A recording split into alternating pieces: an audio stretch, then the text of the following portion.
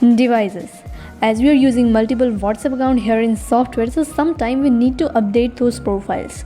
We don't need to go and check each and every WhatsApp profile in phone and then update those profiles. We can simply edit profiles from here.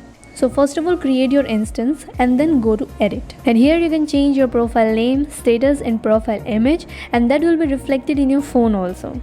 And auto read is when you share message with buttons, so you can see unread message in your chat. So this will simply read it. That's it. And you can connect this device with your WhatsApp hook number from here to get notifications which you receive on this device. Also, you can update instance name from here.